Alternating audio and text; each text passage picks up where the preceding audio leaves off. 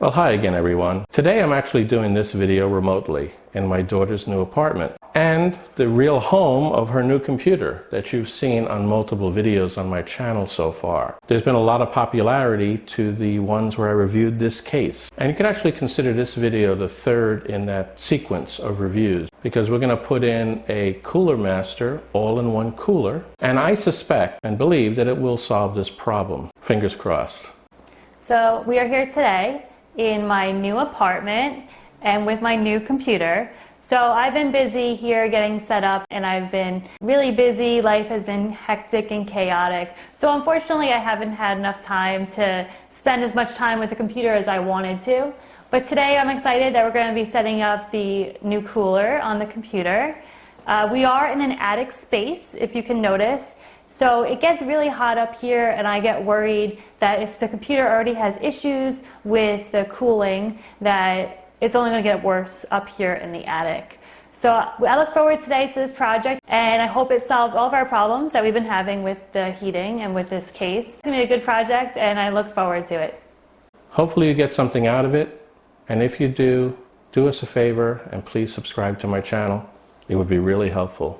Thank you, and let's get going.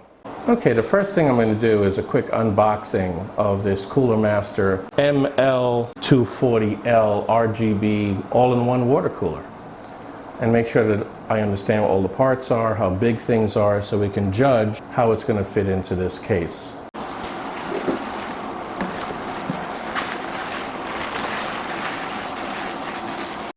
Okay, it looks very similar to the one I put into my new server. Hopefully it's going to mount the same, just a bigger version of it. So we have in here all the instructions, which I'll put on the side for now. We got the two RGB fans that come with this. Both of them should be PWM, and they look like they are PWM. Let me open one up and take a little bit closer look at it. So we have the RGB cable here, and we have the actual cable that'll connect up to the motherboard, and it is 4-pin. I like to double check and make sure I see actually 4 wires connected to it, and I do see them in here. Put that aside. We got the goodie pack everything comes with, right? Won't go into any detail on that. It looks like it's going to be pretty straightforward. I do believe there should be a splitter automatically in here or included with this to split the fans up properly. Actually, this is the RGB splitter. It allows for 3 different RGB connections. So the incoming source one would connect to the motherboard in this case. That's how I want to do that one. And then it splits here into 3. And 1 will be the pump and 2 will be the fans that go with the radiator. So that's what that is. Then we got the water cooler itself, which is 2-part, permanently factory connected. We have the actual pump that goes on top of the CPU, permanently connected water hoses, and then we have the radiator that supports 2 fans, 240 millimeters across in terms of actual cooling area. So I think at this point we look good on that. Okay, I've laid out all the parts, made sure I reviewed the instructions briefly. Now, I'm not going to show every little detail of installing this water cooler this time. It's very similar to the one that I did for my server, and almost exactly the same, except it has 2 fans in it. So we're going to depend upon that information rather than go into excruciating detail here on that. So I'll keep those handy up here on the top shelf. I do want to show you the inside of the computer as it exists today. So this is the inside of the computer. Took the glass side panel off. I will also have to take the back panel off before we start doing any work. But the idea here is this is the existing Cooler Master RGB black that we put in during, I believe, the first or second, probably the second video that we did in the build. This is all coming out, this old cooler and the fan. It's going to be replaced by the water pump completely. So this whole thing is going to be replaced by what appears to be a rather small unit, which is the actual pump. It has its own RGB on it, as just exactly as you saw in my server. So it'll be no different than what went into my smaller computer. I'm going to go ahead now and remove this cooler, and then I'll come back in a moment. Okay, just to show everybody, because there was some questions asked. The spread on this thermal paste on this CPU was actually quite well done. Now this is the second one that we did, so I'm not sure if I showed it on a previous video where I had actually replaced it, pulled the cooler out, the old air cooler from Cooler Master, and did new paste. But as you can see by this, it's very well spread on that CPU, and it's also well placed on the actual bottom of the cooler. So it's a very good spread. I don't see any problem with that. That should not have had any impact on the cooling issue. Okay, the first thing I'm going to do is prepare the components of the cooler. We have the base plate that goes underneath the motherboard that has to be prepared first. There are these four sort of rectangular head screws that are used to support it and to hold it in place. So what I will do is, let me see, can you see that? What I will do is I will put this in each of the applicable holes. There's actually holders for it that look like they hold a rectangular screw heads. Put four of them in,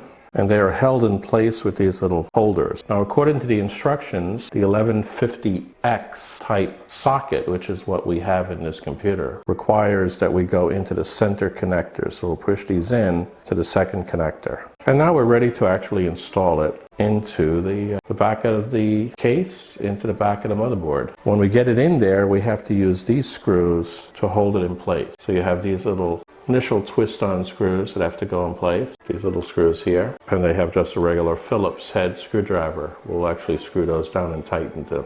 So here's the view from the back of the motherboard through the rear of the case. I'm going to take this little thing here that we prepared, and it just goes right across. In no particular order. It can be in any orientation. Unlike some of the other Cooler Master coolers, like my original computer, it only was meant to go in one way. Jiggle it and wiggle it sometimes to get it through the hole. Try not to touch the motherboard too much. There we go. So it's all the way in at this point. Now I can turn this around and see the other side of it. And what I want to do here is put those little clips. Okay, the next step is to actually get these brackets installed on the pump. The way they have to go is you want them to push pump down on top of the CPU. So they have to be oriented so that this side here has the clips going this way. It's hard to see from the actual picture of it, but that is the way it's supposed to go. So we're going to have to screw from the bottom through the plastic bracket on the pump so that we get the right orientation. Make sure you realize what the bend is too. The bend has to be a certain way. So it has to go like this. So we'll do one at a time. Get one of these screws started into the bracket here. We have to do the other side of it, same way. The next one, don't tighten these down until both of them are started. Really tight tolerances on them. All the way around, sure they're all tight. And this is all prepared now to actually be mounted onto the CPU. Of course, you make sure you remove this plastic protector here and actually give it a good cleaning before you do that. But that's something that there's a warning label on it. Hopefully you'll follow it. And I'll clean it with some alcohol even before I do that. What I need to do now is install the fans on the back of the radiator. So we have these long screws that came with the cooler, just regular Phillips on this side. Take the first fan, and I'm going to orient it with them towards the back at this point. So these may wind up out of whack. It's very possible that they could be misaligned when I actually finish installing it, and I may have to reorient them. But assuming that I'm putting it either on the top or on the side, and I haven't decided that yet, we'll have to see which way works best. Let me just put them in by pure guess at this point. I'll have the wires go off to the side, and I'll decide at that point. Let's make sure we got this orientation right. The air comes out of the side that has this protector on it. So the air usually goes in this way and out that way. We'll verify that once we have it running, but that's usually the way that works with a fan. So they should go on in this way. So what we'll need to do here is those are going to be outgoing, whichever way they do it, whether they're top or the bottom. So they need to go this way. So let me just take a guess for now, and I'll put them in this way. I'm not sure how the wiring is going to be depending on how it gets installed. Okay, so I've installed the two fans onto the radiator. The question is, will this work up here? Can I get this in here? It does not work. I am going to have to re-strategize this. I think these are going to have to go into the front now of the case. I'm going to have to move two of these fans up to the top. So let me go ahead now. I'm going to pull these two fans off, and I'm going to put them to the top. So it turns out with this case, I actually had to pull this front grill off. It snaps right off in order to get to the fans, and then remove them as necessary. I'm going to remove these two, put them on the top, but I had to pull this off first. It has these little plastic clips here, so there's no screws that hold it.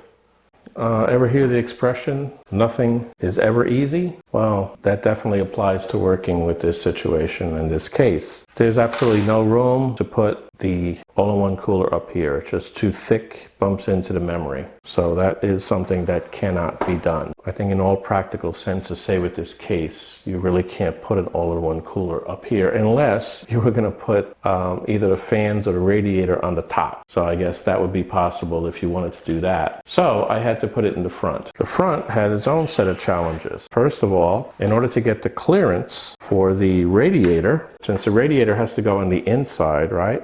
And we want the clearance for these hoses. In order to have that clearance against these wires that are on the top front panel, I had to go a little bit lower. I did consider doing it this way, upside down, but then that presents its own challenges as well. It actually will make a very unstandard way of trying to get the hoses across the motherboard, and it bumps into the actual video card. Now this is a shorter video card, but still it does not feel right to do that. So it's going to go with the hoses on the top. So with the hoses on the top, however, it turns out this fan here had to go lower. Fortunately, about 3/8 to a half an inch in there was a second screw that I could connect up the bottom screw. These have exterior screws. The top part have 2 interior screws to it. So it's got 2 different types of screws, but I was able to lower it. And I think at this point, it looks like I have enough clearance to get this done. So if I put this up against here, I do have some room for the hoses on the inside. I pull the fans off because when I put the radiator in here, I have to make sure that I can get the screws into the radiator with the fan, because we now want the fans to blow in across the radiator. Anyway, these are one of the challenges. I just wanted to show you that. I'm going to skip ahead and get it installed.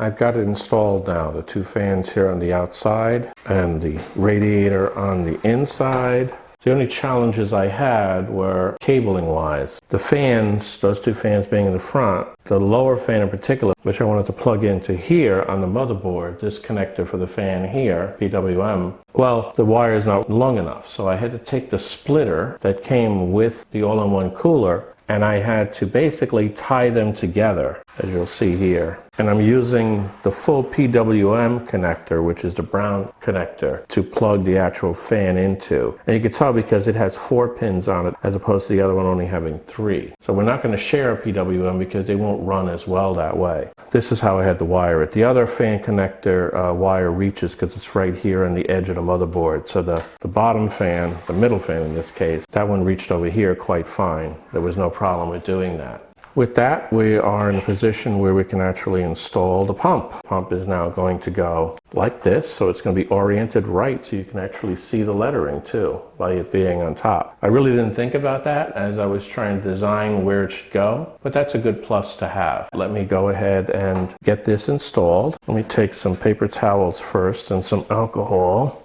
Let me remove this little plastic protector here and clean this off with some alcohol. So I'll peel this off. There's a warning on it. Make sure that we peel it off properly. Put it on the side for now. Get some isopropyl alcohol and clean this guy off just to make sure. Give it a nice clean and get any of that stickum that might be on there removed. While I'm at it, let me go ahead and clean the CPU chip one more time. And I'll come in here and clean this off, just the chip itself, just to make sure it is clean of all of the old thermal paste. Okay, so I got my Arctic Silver thermal paste that I'm going to put in place here. The CPU chip, let me give it a nice little pea-sized glob of Arctic Silver. Should be good. Then I can take the pump and I can start to install it on here. Put it right down on top of this. It's the middle screw hole for this particular type of socket that I have to use. Get one nut started, I'll be able to do all the rest pretty easily. I'll get this first one done. Okay, that's one. Try the opposite end to be complete. So this one here is what I want to do next. Make sure I keep the screw head through the center of the 3 holes that are provided. I'm not tighten them yet, not even finger tight at this point. Just getting them all started. Then I will go around and I will alternate. Let me get a screwdriver and tighten them down, also alternating a little bit at a time. You don't want to stress the motherboard with having it with uneven pressure. That's why we do it this way. Sometimes it takes several times to do this.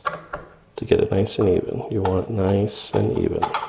That's good enough. Nice and solid. So the only thing left to do at this point is to rehook the RGB. And I have one more fan to hook up. Actually, it's the pump. So let me show you what I'm talking about. There's another little connector right here that I want to put this one on. So if I plug that in here, that is the pump connector. So it will actually treat the pump sort of like it's a fan, and it will activate the pump appropriately, like a PWM fan would do. Give me a little bit of agita here. Had me going for a second because it was 1 pin offset. That's only 3 pins to run the pump. And so I had to make sure I got it put in the right position on there. The bottom of the other fan connector and the pump connector are the same. They also have those locking keys in them that are in the proper place. So let me go and wire up the RGB now. I won't bore you with that because I have to do a little wire management with it. Just to show you this one thing before I move on and do the rest of it, we do have to put one of these little gender changers on the end of one of the wires. They look like this, with pins on both sides of it. And then we can match up the 2 females, but make sure, I don't know if you could see it or not, but there is a little arrow that's on these connectors. Probably can't see it. It's a little arrow that's right there, sort of impressed into the plastic. And there's that same little arrow on both sides of it. And you have to match them up, because that's the 12 volts. You have to match them up before you connect them up together. I've shown this before, but it never hurts to show it again. Until you snap them together, and then you should see the little arrows matching up on both sides. Okay, before I move further, I'm going to go ahead and test this. Everything is wired now, and we'll see if this thing tests out okay. And I'll even go ahead and do the cooling test again to see. So let's turn this on. Good sign, the motherboard lights up. Let's see when I turn it on what happens. I see all the fans with RGB. One is not turning. You got to figure out what's wrong with that one. Did I not connect that one to its power? Possible. CPU fan error. So it's having trouble with the CPU fan. It does not see the CPU fan running. Let me power this off again. Okay, I found what looks like a connector was cocked inside the connector itself. So let's see if this makes any difference. Turn on the power supply. Motherboard lights up in this one. And we'll turn on the computer itself and see. There we go. They're all going. 2 different sets of RGB going at once. These 2 fans are synced up with what the pump RGB is right here. And the other ones have their own synchronization that they worked out. I was a little worried about those other fans because I had to disconnect the wires to move them and reroute them through the back of the chassis. And I was not 100% sure that it would work again easily. But it's working fine. The actual computer has now come up. So what we'll do now is, let me try doing the heat test again. I don't have a screen capture on this one right now, so I have to do it the old-fashioned way. See if we can get the camera to record the screen without too much effort. So now if I come in here and I log in, I have the test program still installed here. So now I'm going to go ahead and redo the heat test. I've already got the computer set up with hardware info 64 running. So first I run the sensors, or show the sensors, make sure I'm positioned for it, and then I'm going to run Prime 95. Okay, Prime 95 is now kicking off. So we jumped pretty quickly from 29 degrees centigrade on average up to 40s and 50s. Now it's up to 63, 72. That's on Core 1. Core 1 still runs a little bit hot. I would be a little surprised if this does not fix it. I've already tested that CPU chip in my other computer, so if it doesn't work, then that means I probably have a bad motherboard in here, because I've heard of motherboards causing this problem. So we'll see what happens here. Let's see if we can get to 6.5 minutes without any problem. It's hard to tell right now whether or not it's making any difference. We'll see in a minute, or in this case, about 5 minutes. Well, it's looking pretty good. We're at almost 8 minutes. We did get up to 97 degrees centigrade on Core 1. It did not throttle, however. We actually stayed 3 degrees centigrade above throttling temperature, the TJ Max. So this actually looks pretty good. I'll let it run for another minute and a half or so, and then I will go ahead and button it up, because I think we're looking pretty good at this point. I'd like to now talk about some of the testing that was done to verify the heat issues of this computer. First of all, prior to starting the film, I actually ran all the heat tests again to make sure it was working the same in its final location here in my daughter's apartment. Then I followed it up later during the video with the actual re-verification of that test once I've installed the AIO water cooler. The 2 charts that I'm showing on the screen right now summarize the results of both sets of testing. In the top set of tests, it's showing how the throttling took place between the prior and the post AIO installation. As you can see, the prior was much worse than the post. Just basically almost every one of the cores were throttling. The bottom chart is actually showing the actual temperatures. And as you can see, again, a major improvement in those temperatures. Well, only 2 degrees, but that keeps us from throttling. Also, I added to this the average CPU temperature, from which it is much more notable what took place with the addition of the AIO water cooler. For those of you who compare these results to the previous video where I showed temperature as well, just keep 2 things in mind. 99 degrees centigrade is the maximum that the CPU chip will allow itself to run at. It'll keep throttling down to make sure it never goes above that 99. Also, the room I was in happens to be anywhere between 5 and 8 degrees centigrade warmer than my normal area where I do my filming. So the ambient temperature was actually much higher. Okay, that takes care of it. I think it's as good as I can get it right now. Just going to make sure that my daughter keeps the air conditioner running up here in her little attic, and I think it'll work fine. Hopefully you got something out of this video, and if you did, please do me a favor and subscribe to my channel. All you have to do is click on the little head here, and that'd really help us out. Thanks a lot, and until the next time, take care.